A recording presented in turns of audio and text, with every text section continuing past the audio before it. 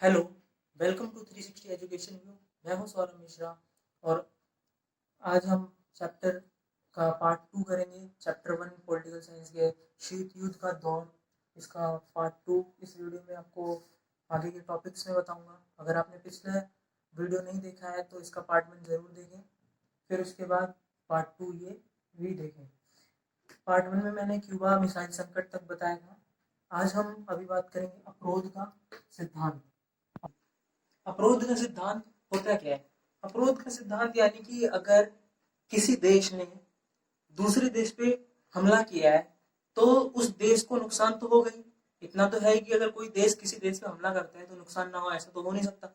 नुकसान तो हो गए, लेकिन उस देश के पास फिर भी परमाणु हथियार या हथियार बचे रह जाए ताकि वो उस देश को वापस नुकसान पहुंचा सकता है। उसे कहते हैं अप्रोच का सिद्धांत। यानी कि इसको ऐसे समझे कि ये एक देश है और ये एक देश है, ये दोनों एक देश है, इसने इस पे अटैक किया है, लेकिन इस देश के पास अभी भी इतनी ताकत है, इतने परमाणु हथियार है कि इसके परमाणु हथियार से इस देश को नुकसान हो सकता है। इसे क्या कहते हैं? अप्रोच का सिद्धांत। बस ये इतना छोटा सा है। अब है दो ध्रुवीय विश्व का आरंभ। यानी कि जो पूरी विश्व थी, पूरी दुनिया, वो सिर्फ दो गुटों में बट गई थी, दो अलग अलग गुट में बट गई थी। एक गुट था अमेरिका का, दूसरा गुट था इसका सोवियत संघ का। यानी कि जो अमेरिका है उसके साथ कई सारे अलग अलग देश मिल गए अमेरिका के साथ, और कई सारे देश किसके साथ मिल गए? सोवियत संघ के साथ। जैसे अब उनका जो छोटे छोटे देश थे जो सोवियत संघ और अमेरिका से मिले थे, उनके भी फायदे थे। बिना फायदा के तो कोई किसी के साथ मिलता नहीं है। यानी वो अपने फायदे के लिए उनके साथ उनके ग्रुप में गए। उनको क्या क्या फायदा होना था? उनके जो आसपास के देश थे, यानी कोई छोटा देश है, उसके अगल बगल का, उसका पड़ोस का कोई देश है, तो उसको देख के उससे आगे बढ़ने का उसमें लालच था कि मैं इससे आगे बढ़ जाऊं। प्रतिद्वंद जिसे बोलते हैं, यानी कि आपस में उनका वो था कि मेरे को इससे आगे बढ़ना है। इसके चक्कर में वो इन गुटों से मिले थे। और दूसरा क्या था? उनका उस देश से आगे बढ़े और उस अगर उनके पड़ोसी देश या उनके जैसे कि कोई दूसरे छोटे देश से उनको कोई सुरक्षा, यानी कि सुरक्षा में कोई खतरा ना हो, यानी उन पे कभी कोई हमला ना कर पाए, इसलिए वो उन बड़े देशों के साथ, बड़े गुट के साथ मिले। और उनको क्या मिला? बड़े देशों ने उनसे, बड़े गुटों ने उनसे क्या वायदा किया कि हम तुम्हारी सुरक्षा करेंगे, तुम्हारी रक्षा हम तुम्हारा साथ देंगे, तुम्हारे देश की रक्षा में। और उनको फिर हथियार भी दिया गया। जो गुट थे तो उन्होंने छोटे देशों को हथियार दिया और आर्थिक मदद भी की। यानी कि कभी उनको किसी पैसों की जरूरत है किसी काम के लिए, तो उसके लिए उन्होंने आर्थिक रूप से मदद भी की। अब इसमें बात आती है कि सबसे पहले जो ग्रुप थे जो बटे, तो सबसे पहले यूरोप के जो देश थे वो आगे आए बटने में। यानी कि यूरोप के देश इन गुटों से मिले। तो पश्चिमी यूरोप जो था वो किसके साथ मिल गया? पश्चिमी यूरोप अमेरिका के साथ मिल गया और पूर्वी यूरोप सोवियत संघ के साथ मिल गया। यानी कि जो पश्चिमी यूरोप के जो देश थे वो किसके साथ? अमेरिका के साथ मिल गए, अमेरिका के खेमे में चले गए। और जो पूर्वी यूरोप था उसके देश सोवियत संघ के खेमे में चले गए। तो अब ये पूर्वी और पश्चिमी के नाम पे ही इन गुटों के नाम भी पड़े, यानी कि पश्चिमी गुट और पूर्वी गुट। ठीक है। अब इन देशों ने क्या किया? ये दो गुटों में बट गए ये पूरा विश्व। तो अब इन गुटों ने सैन्य संधि संगठन, यानी कि संगठन बनाए अपने अपने अलग अलग नाम से। तो अमेरिका और सोवियत संघ ने अपने अपने संगठन बनाए। अमेरिका ने बनाया नाटो। नाटो ये 1949 में बना था। इसका पूरा नाम है उत्तर अटलांटिक सैन्य संधि संगठन, यानी कि उत्तर अटलांटिक संधि संगठन। इन्होंने 1949 में बनाया। सियाटो 1954 और सैंटो 1955 में ये सैन्य संधि हुए इनके। तो इन ये दोनों संगठन बने। पूर्व सियाटो जो था ये पूर्वी व दक्षिणी एशिया के एशिया में बना था। उसमें दक्षिण पूर्व एशिया के देश थे और सैंटो में पश्चिमी एशिया के देश शामिल थे। तो इन्होंने ये तीनों सैन्य संधि संगठन किए, अपने अपने संगठन बनाए, संधि की, और सोवियत संघ ने वार्सा पैक्ट बनाया 1955 में। ये पूर्वी गठबंधन ने बनाया था, जो कि सोवियत संघ पूर्वी गठबंधन था और अमेरिका पश्चिमी गठबंधन है। ये यूरोप का आप तो जानते ही हैं। अब अमेरिका ने और सोवियत संघ ने तो ये ग्रुप बना लिए, लेकिन अब अमेरिका और सोवियत संघ को इन देशों से क्या फायदा था? अब इन दोनों ने अगर किसी देश को अपने ग्रुप में मिलाया है, यानी कि कोई भी इंसान होगा वो किसी को अपने ग्रुप में मिलाया किसी दूसरे इंसान को, तो उसमें भी फायदा ढूंढेगा, है ना? तो इन्होंने भी, अमेरिका ने भी और सोवियत संघ ने भी, इन गुटों ने भी फायदा देखा कि अगर मैं किसी देश को अपने ग्रुप में मिलाता हूँ तो मेरे को उससे क्या फायदा होगा। तो उन्होंने क्या किया, अपने में मिलाया, तो उन्होंने भी फायदा देखा। अब जैसे अमेरिका और सोवियत संघ से छोटे देशों को फायदा था कि उनकी सिक्योरिटी बढ़ गई, उनकी सिक्योरिटी करने के लिए ये साथ में आ गए, और उनको इकोनॉमिकल कोई भी अगर परेशानी आएगी, कभी उनको पैसे की जरूरत पड़ेगी, तो ये हेल्प कर सकते हैं।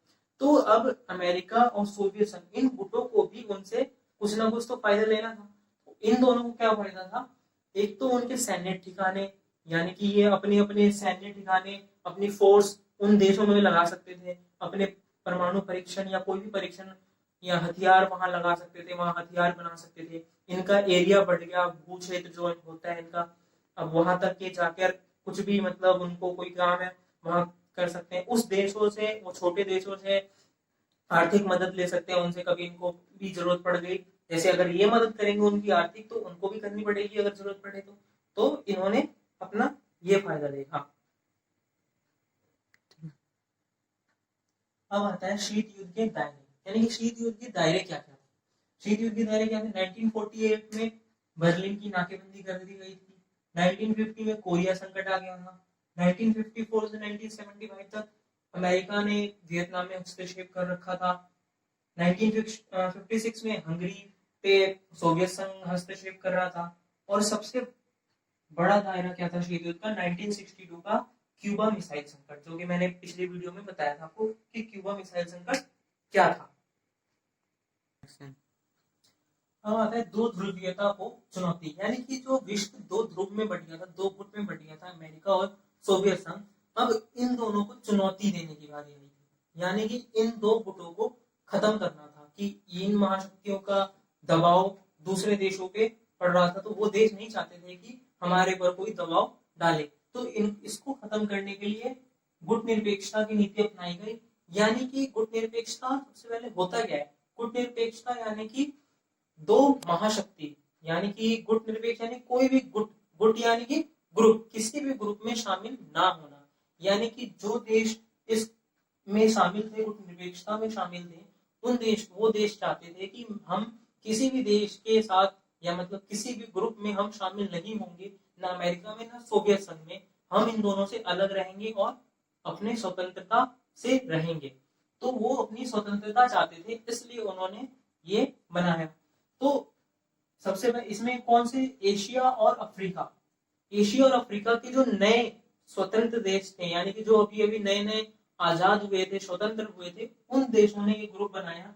इसका पहला सम्मेलन 1961 में बेलग्रेड में हुआ, और इसकी नींव रखी गई थी 1955 में एफ्रो एशियाई सम्मेलन में। इसको रखा गया था कि हम 1961 में बेलग्रेड में यह सम्मेलन इसका करेंगे। इसमें स्टार्टिंग में सबसे पहले इसको शुरुआत करने के लिए 5 देश शामिल हुए थे, जिसमें भारत, घाना, इंडोनेशिया, यूगोस्लाविया और मिस्र था। तो इसमें सबसे पहले 5 देश शामिल हुए, जो कि इसमें भारत भी था। तो ऐसे इन्होंने, ये देश क्या चाहते थे कि हम किसी भी देश के साथ, किसी भी गुट, अमेरिका या सोवियत संघ के साथ हम नहीं मिलेंगे। अभी इस टाइम पे इसमें स्टार्टिंग में 5 देश थे, लेकिन अब इसमें टोटल 120 देश शामिल हो चुके हैं, और इसका 2019 में 2019 में 18वां सम्मेलन अजरबैजान में हुआ है। अब आगे आता है नव अंतरराष्ट्रीय आर्थिक व्यवस्था, यानी कि जो अल्प विकसित देश है, अल्प विकसित देश को जो नए नए आजाद हुए थे, नए नए स्वतंत्र जो हुए थे, जो देश, जो छोटे देश थे, जो गुटनिरपेक्ष देश थे, उनको जो विश्व में उनको अल्प विकसित देश की श्रेणी में रखा गया था कि ये अभी पूरी अल्प विकसित मतलब अल्प मतलब कम, यानी कि अल्प विकसित यानी कि जो देश विकसित सही से नहीं हुए हैं, कम विकसित हुए हैं, उसकी श्रेणी में उन्हें डाला गया था। अब इनके पास सबसे मेन प्रॉब्लम क्या था, इनके पास सबसे मेन चुनौती क्या थी? इनके पास चुनौती थी आर्थिक रूप से विकास करना, यानी कि इकोनॉमिकली डेवलप होना। अगर ये आर्थिक रूप से विकास नहीं होंगे तो इन्हें फिर दूसरे देश पे डिपेंड करना पड़ेगा, तो उनसे मदद मांगनी पड़ेगी, तो फिर ये गुटनिरपेक्ष नहीं रह पाएंगे। तो इनके पास सबसे पहले क्या चुनौती थी? आर्थिक रूप से विकास करना, और सेकंड जनता को निर्धनता से मुक्त कराना, यानी जो पब्लिक है, जो उस देश की जनता है, उसको गरीबी से मुक्ति दिलाना।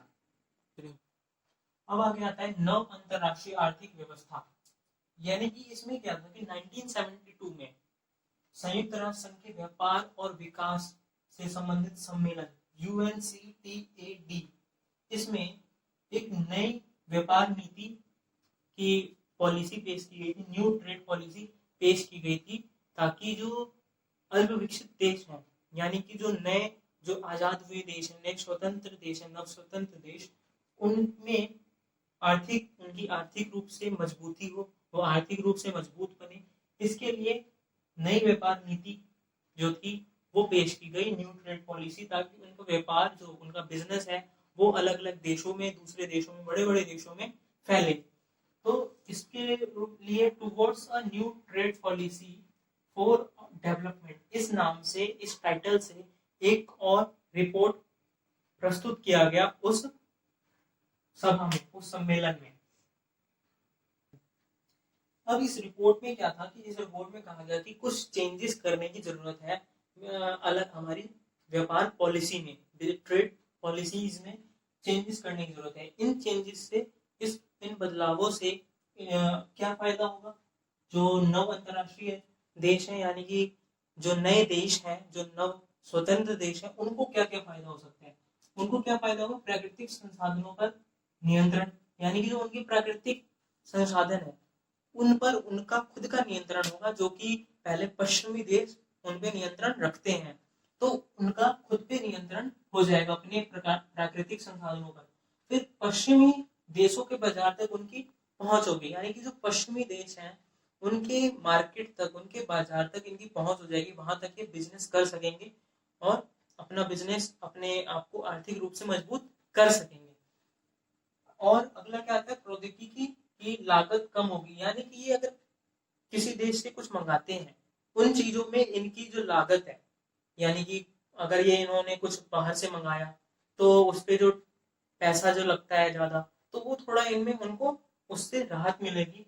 और अंतरराष्ट्रीय आर्थिक संसाधन, यानी कि जो उनके अंतरराष्ट्रीय आर्थिक संसाधन है उन देशों के, उनमें भूमिका बढ़ेगी, यानी कि जो वर्ल्ड में जैसे कि UNCTAD था, तो जो भी नेशनल इंटरनेशनल जितने भी आर्थिक संस्थान होंगे, जो भी कोई जैसे संस्थान, यानी कि क्या होता है, जैसे इंस्टीट्यूशन हो या कोई ग्रुप हो, कोई संस्था हो, तो किसी भी संस्था, आर्थिक संस्था जो भी होगी, वहां तक इनकी पहुंच बढ़ेगी, वहां पर इनको भी वैल्यू दिया जाएगा। अब आते हैं भारत और शीत युद्ध, यानी भारत की भूमिका शीत युद्ध के दौरान क्या थी?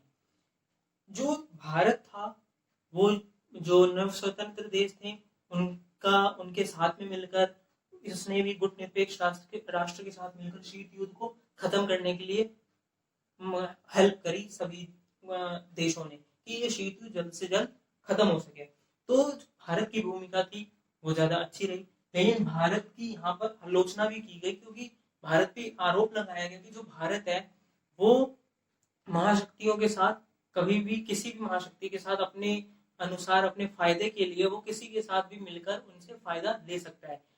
लेकिन भारत क्या था? भारत दोनों ग्रुप के साथ किसी के भी साथ नहीं मिला, और उसने ऐसा बना के रखा कि जरूरत पड़ने पर वो किसी भी ग्रुप से, अमेरिका से या सोवियत संघ से, किसी भी गुट से जब भी जरूरत पड़ने पर मदद मांग सकता था। तो भारत ने अपना ऐसा छवि बना के रखी। भारत ये भी आरोप लगा, आलोचना हुई इस बात की कि भारत ने सोवियत संघ के साथ वहां उनके साथ किसी हस्ताक्षर भी किए थे, उनके एक और किसी कॉन्ट्रैक्ट में उनके साथ मिला भी था मित्र राष्ट्र बनने के लिए सोवियत संघ का, उसने साइन भी किया था कि हम सोवियत संघ के मित्र बनेंगे। तो भारत की भूमिका शीत युद्ध में बस यही थी। अब मैं आपको नाटो, सियाटो और सेंटो इनकी फुल फॉर्म बता देता हूँ। नाटो की फुल फॉर्म उत्तर अटलांटिक संधि संगठन, SEATO सियाटो की दक्षिण पूर्व एशियाई संधि संगठन, और सेंटो की केंद्रीय संधि संगठन। ये तीनों इनके फुल फॉर्म है। बस ये चैप्टर इतना ही था। आपको ये वीडियो अच्छा लगा हो तो आप जरूर लाइक करें, सब्सक्राइब भी चेक करें इस चैनल को जरूर, और इसके नोट्स चाहिए तो ज़्यादा से ज़्यादा लाइक करें, ताकि मैं डिस्क्रिप्शन में ज़्यादा से ज़्यादा लाइक होने के बाद मैं डिस्क्रिप्शन में इसके नोट्स के लिंक भी प्रोवाइड करा दूंगा। Thank like and